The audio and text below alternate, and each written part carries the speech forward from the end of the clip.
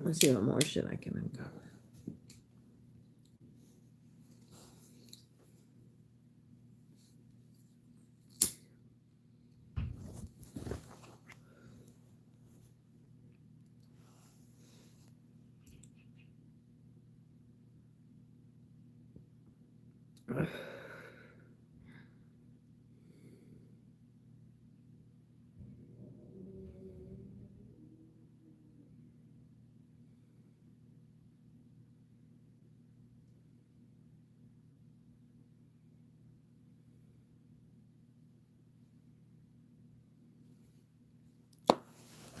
Hello.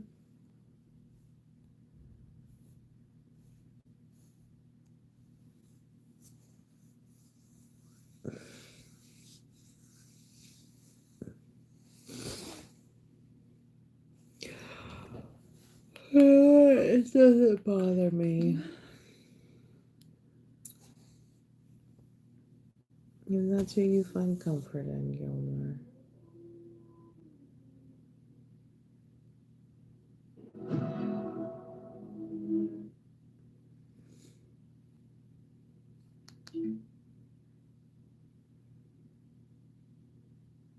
I would still rather be alone than have to endure your bullshit.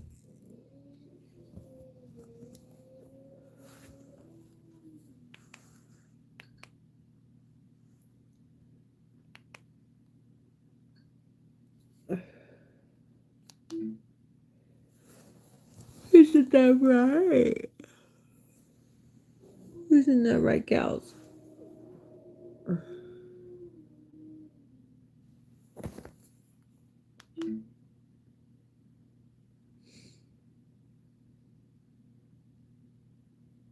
Even though it was supposed to be a celebration of his life, I just couldn't help but feel the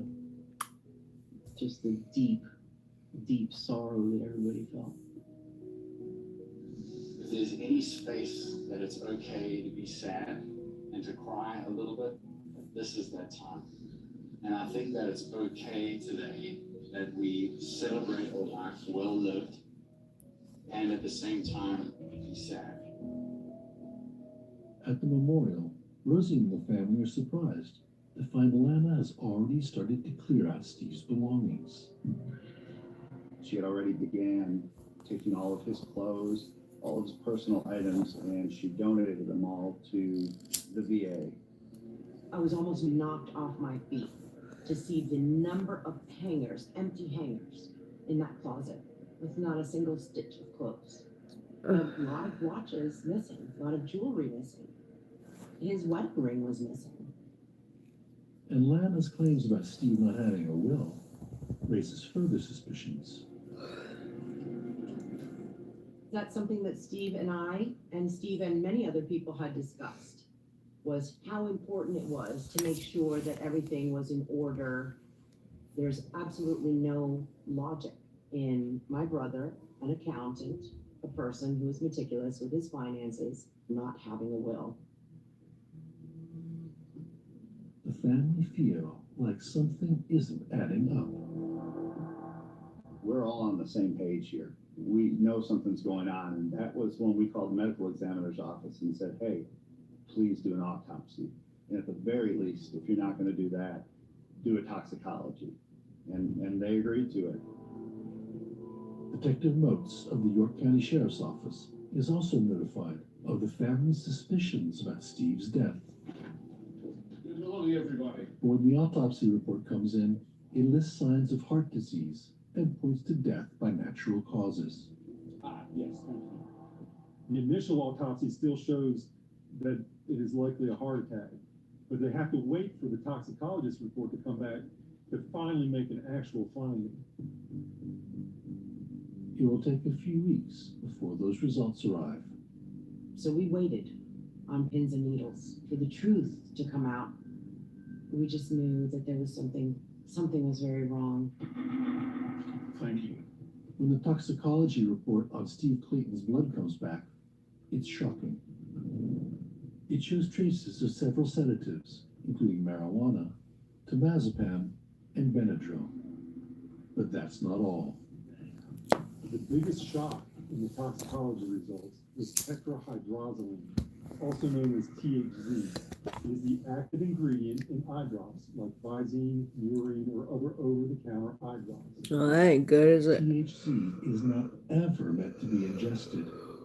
Given in small doses, it makes you feel very ill. It makes you nauseous. It makes you dizzy. It'll make you pass out eventually. But in large quantities, it is deadly. It shuts your central nervous system down and it will kill you. The detectives learned that THC can limit the blood supply. to Callie, the we're not doing organs, this. No. leading to a heart attack. When the body cam goes up there, the Visine you see is on the tall dresser. No, we're not doing That's this. away from the bed. That's where he can't get up to get the Visine. Now it's very clear. This is not a natural death. Detective Motes needs to have a talk with Lana Clayton. Hello, good morning. 5 weeks after the sudden death of her husband. Good morning, everybody. Detectives. We're sorry for your loss. You are by no means in trouble. We just talked to Charlie before it came back. Right now, the death is suspicious, and if you are a witness in this case for us. The detectives want to know more about the medications found in Steve's blood. He would go from being sad to happy to angry, and he would use marijuana and other things to regulate those moods. You know what you say?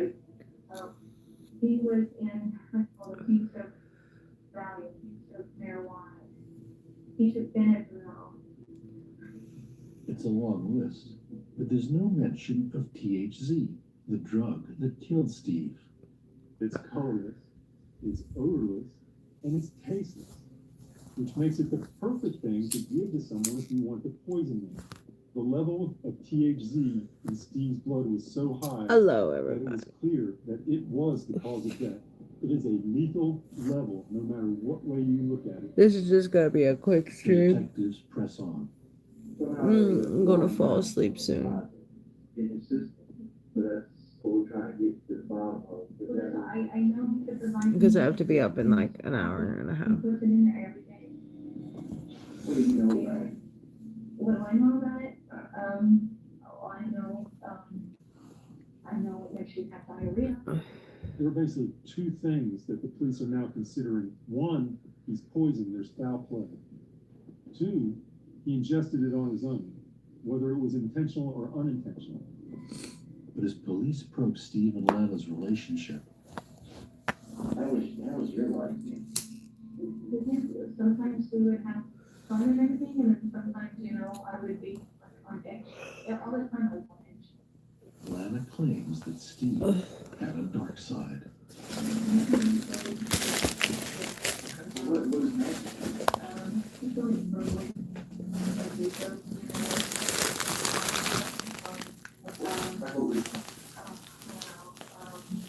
Stupid. All kinds of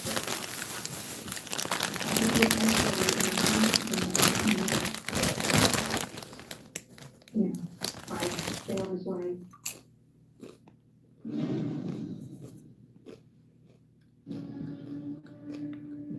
After Lana's interview, detectives order a search of the house.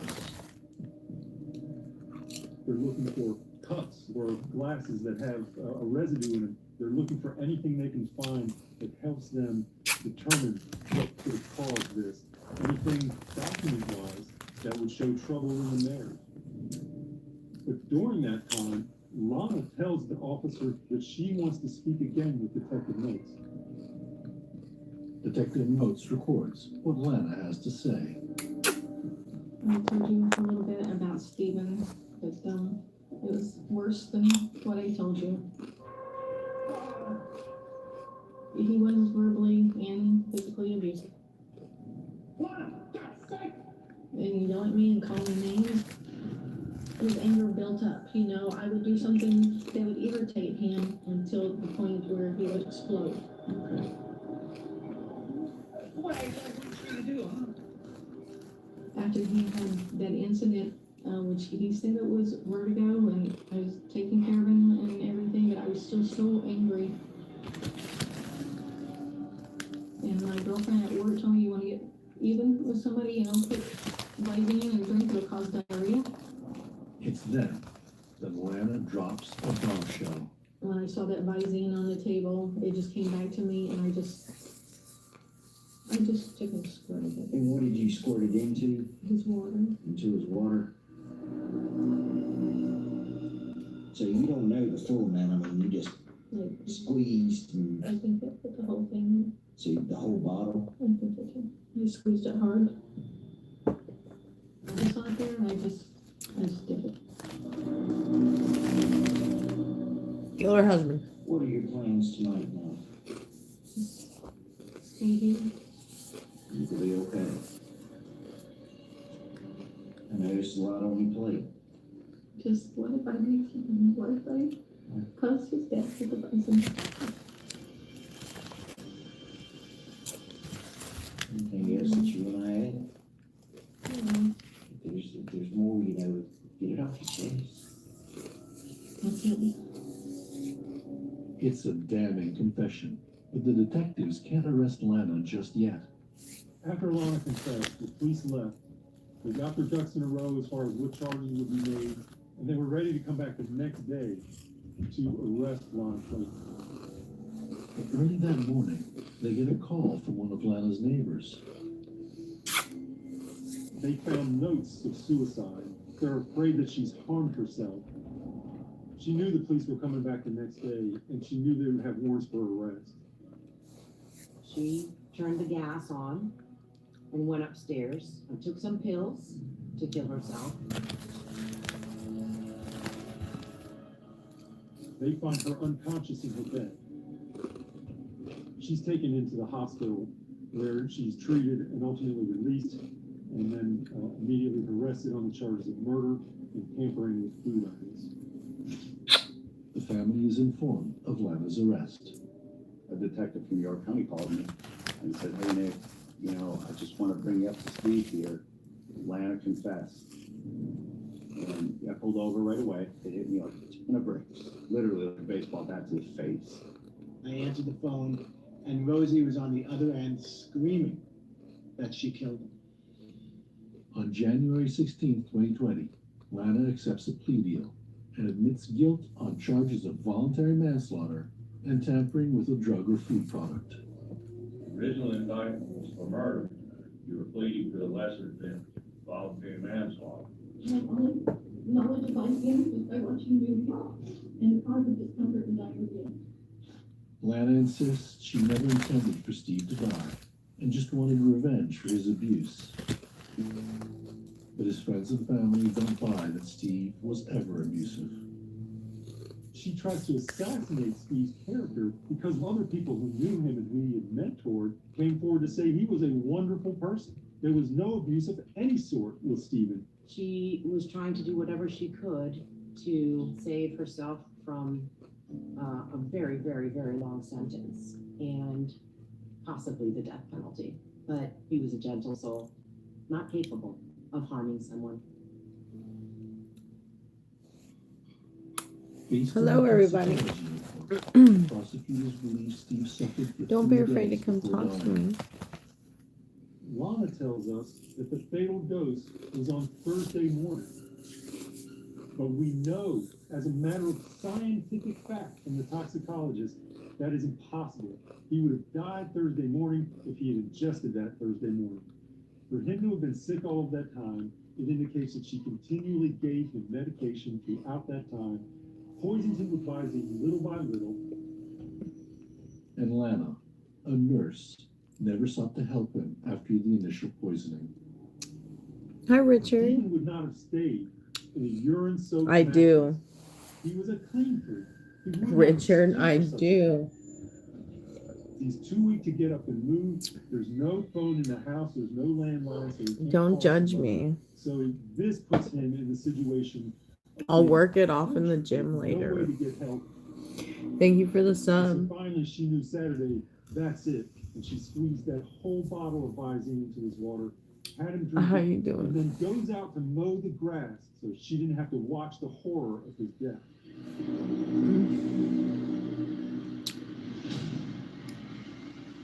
Instead of a nurse that helps, she is the nurse from hell.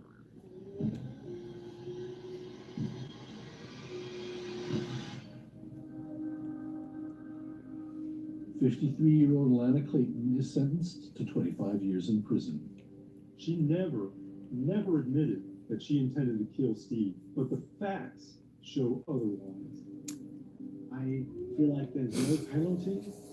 that Well, would now I'm be done very- eating. You got me done eating. We've talked about this. Now I want to be done eating. Putting on eating. this charade, and she carried that right on through till the end, and I think that's the definition of a monster. What do you do for work? Almost got away with it. There almost wasn't an autopsy. If there hadn't been an autopsy, the ruling of the coroner would have been this was likely a heart episode and it was natural causes. The truth is, she did this to herself, you know? Had she been just the same quiet, gentle Lana grieving the loss of Steve, no one would have had any suspicion whatsoever.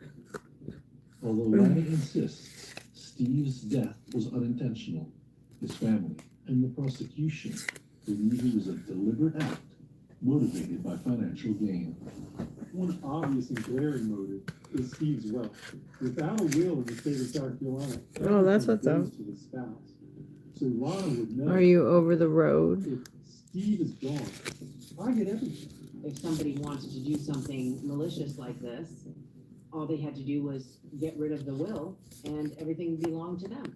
The family try to move on without Steve in their lives. Hello. I mean, I miss a lot about Steve, but I miss his voice. I miss hearing his voice. This is my way of like getting away from the emotion. Oh, okay. I think what I miss about Steve is That's what's over up. the top personality. This big, boisterous, gregarious character that enters the room and just takes over everything. Steve was an amazing person. It's been difficult not having him around. The thing I miss the most about Steve is his laughter and his ability to light up a room. Oh, okay. Stephen was stolen from everyone who loved him. I'm just gonna pretend like I know what that is. Hmm.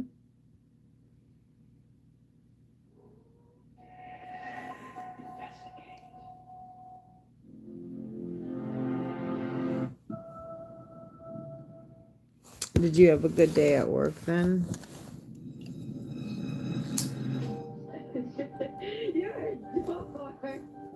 A work accident shatters a family. I was about 2 when my dad fell. What's your grandma? Who struggle to make a better life. They were No. trying to get out of bed. Yeah, you better. No, get down. It was tough to think of the future and what it was going to be like. I do. That's why this is a quickie. A woman tries to find a second shot at happiness. And it's because I have to get up at like 7 and take my niece to the dentist, which But it's sometimes 5:32 now. that proves the deadliest. Yeah, no problem.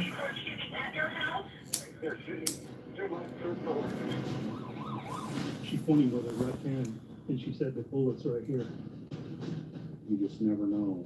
And it's not easy what evil lurks just like. Hello, Lee. Welcome. Well, thank you. And thank you for the sub. I appreciate it. We're so close to 6,500. I'll show you. We're so close, guys. Christmas Eve, open one present. What is in the box? What is in the box? I'm in the Midwest.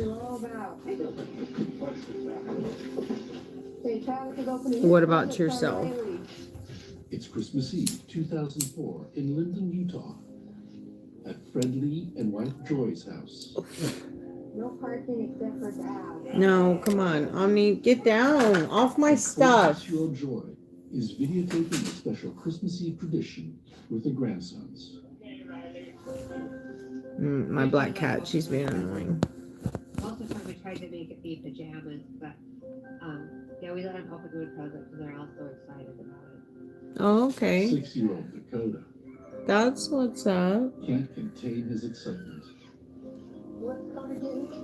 Wow, too. Riley. I'm still from the Midwest. I tried to make holidays fun as possible. But not every gift is I have rosacea. Riley. Oh, okay, okay. Well, I'm in the Midwest. Excuse me, you pick that out and put it in my shopping cart. That's Joy's husband, 50-year-old Fred.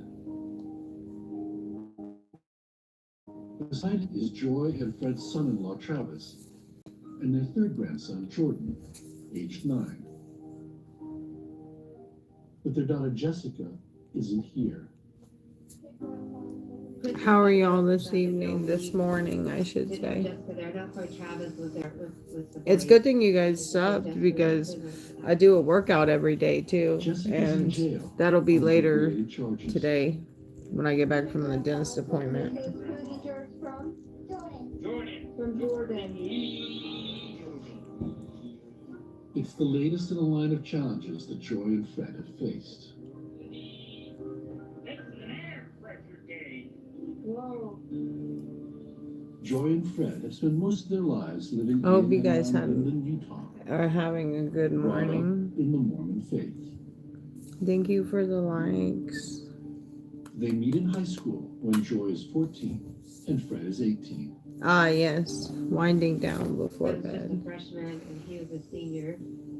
I could He probably asked me to pass go out get a right drink now. at the Purple Turtle, and my mom actually let me go. I rock a lot sometimes. And it just kind of ended up It's just being what I him do. mostly, and I didn't really go out with a lot of other boys.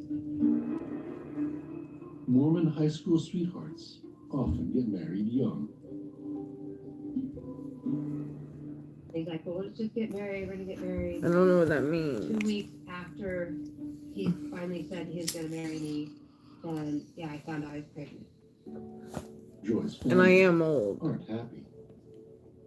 My parents weren't super thrilled with Fred and dating him because he was older and they didn't really think he was gonna amount to a whole lot.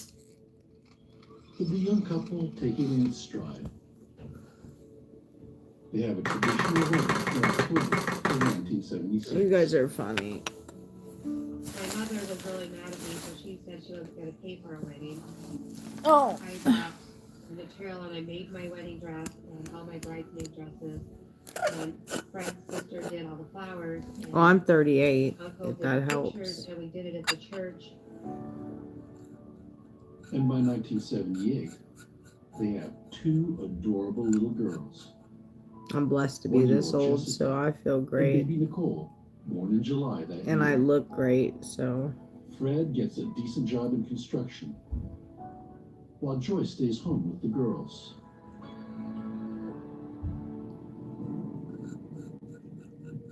In 1981, 5 years into Okay, their marriage, okay. tragedy strikes. So what do y'all do for fun? He was building a water tank and he was at the top of scaffolding and it just broke loose and he fell. Any gamers here? He's rushed to the hospital with a fractured hip. There, he falls into a coma for a month. I remember as a kid going in and seeing him in the hospital a couple of times and not recognizing him because his face was bruised out. By then, the 26-year-old Fred has suffered some brain damage. It was tough to think of the future and what it was going to be. Okay, It okay. was hard to accept that he wasn't going to go That's back to where he what's was at, up. and that I I enjoy was working gonna have to out. pick up the slack. The new Fred is prone to confusion.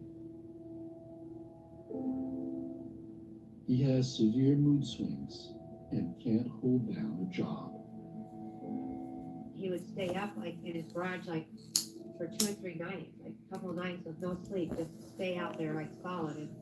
And then he would come in and just crash for a couple of days, just be in bed. And then he's usually really grouchy when he get up. He'd just I enjoy working angry out. and want to break things. It's me today. Fred loses his workers' compensation for a time because he's out looking for work. And Joy isn't sure how she's going to cope. And then she learns she is pregnant with their third child, Amanda, born in January 1982. With 3 little ones and an impaired husband to look after, Joy knows she has to step up. Ah. So I had started to go to work, I see that. just doing stupid jobs like rolling Listen, hot dogs, and I like to kept smoke holding my weed. kids, and I still didn't have enough money to pay the bills. Okay, now it's recording. Alright, this is for Dakota. It's just for me. Because of Fred's accident, Joy has been holding the family together.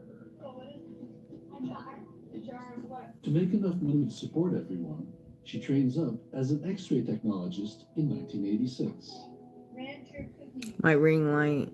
Then she qualifies as an ultrasound technologist, eventually starting her own business in 1994. This one's a better It one. was empowering. It did give me confidence that I could do hard things and still keep it all together. But to abandon that dream of being home with them and doing all the stuff that moms are supposed to do was Thank hard when you. I had to realize that that wasn't going to happen and I was going to be working full time. Fred isn't exactly the most Yeah, disciplined I know. The couple's teenage daughters are given free rein. My dad was not strict. I don't remember my dad ever saying, do your homework. He let us get away with basically whatever we wanted. He struggles to control his mental illness. He had medication that he would take that would help him, but he'd also abuse it. He would take too much of it, and he'd get kind of a high going. The girls begin acting out in school and experimenting with drugs. All 3 have run-ins with the law. They didn't have anybody to go to who just loved them and take care of them and protect them. Even though I did everything I could to try and make stuff normal, it still wasn't. And they suffered for that, and I feel bad. Yeah, sometimes. Before open presents. Christmas 2004. Just a few months before this video is filmed, 27-year-old Jessica is jailed for drug-related charges. Jordan, they're going for the socks. Joy is left to organize the holidays with son-in-law Travis for Jessica's 3 kids. Okay, let's go that you still have to sleep. So they're going to first present open. Jessica's boys were pretty cute kids, so they were fun. And all those boys are just like my own boys because I've had them since they were babies. Basically. They were rambunctious, so they just were always wrestling and running and chasing all the time. To Jordan from Chad. 3 characters. I'm collecting more from my favorite anime, which is obviously Demon Slayer. I'm wearing this shirt. And then this is Aang Of course, from it's hard being away from Avatar: The Last Airbender. especially being in prison. But This is Nezuko, school to college classes. Tanjiro, and Gil. I'm the best mom.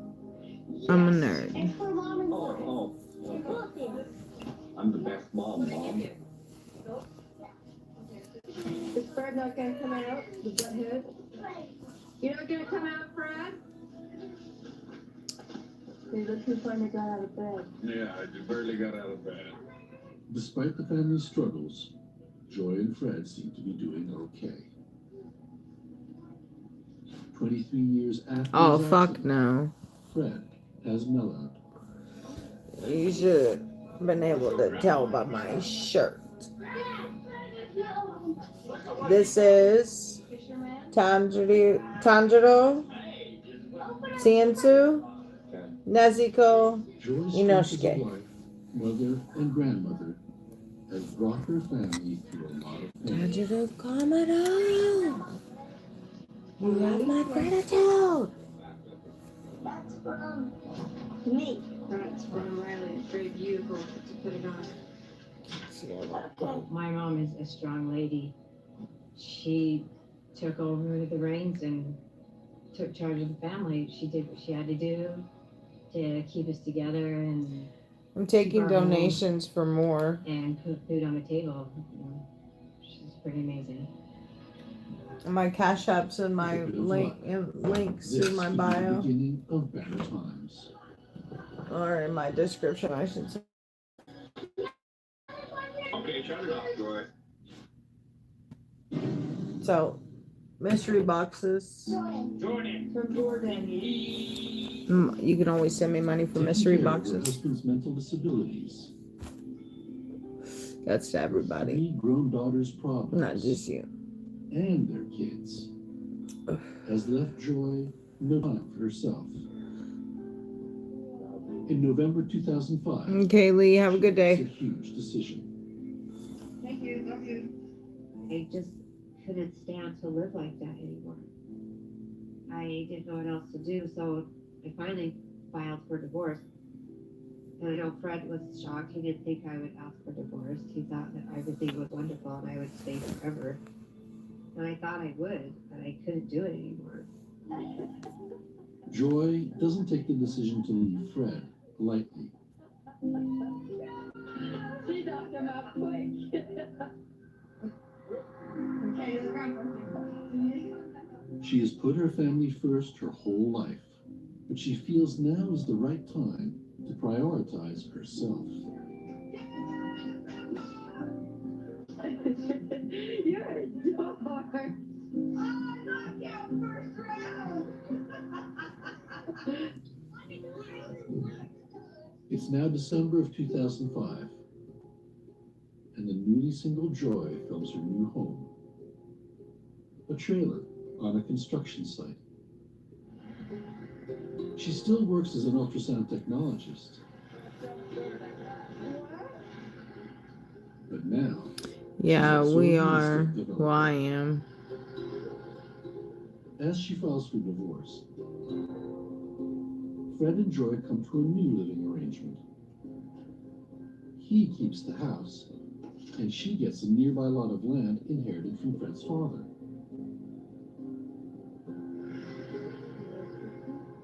Joy plans to build 2 townhouses, each with 3 sellable condos.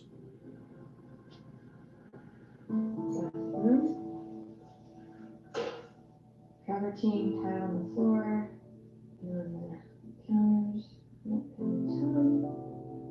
As soon as it's possible, she'll move into one of the units herself. My mom did a really good job on managing the whole thing and just kind of like my mom's little project, my mom's little baby that she was focusing on. Around this time, while living in her trailer at the construction site, Joy befriends one of the contractors, Mike Sidwell. a plumber named Mike Sidwell, or Sid to his friends. Looks like you got your hands full here. Yeah, that's an understatement. So he come up and was talking to me, and so he was being really funny and cute. So it was so nice just to have him work and do things and not be angry and pouty and just be fun to be around. Yeah, It was just fun. I have been. I brought something with me. I have been. I'm Joy tired. realizes Mike is finding all sorts of excuses to stop by and say hi. But Mike is 13 years younger than Joy. Have a coffee together. I kept telling him, like, I'm old, like, you're a lot younger than me, like, and it's okay. He's like, you're my son. He's always called me, you're my sunshine, you're my little bundle of joys. All right, I'll be back live later with my He was a little workout. bit younger But than thank you so her, much for the and at subs and first I stuff. didn't really think it was anything that Have a was good gonna nap yourself. take off, but their relationship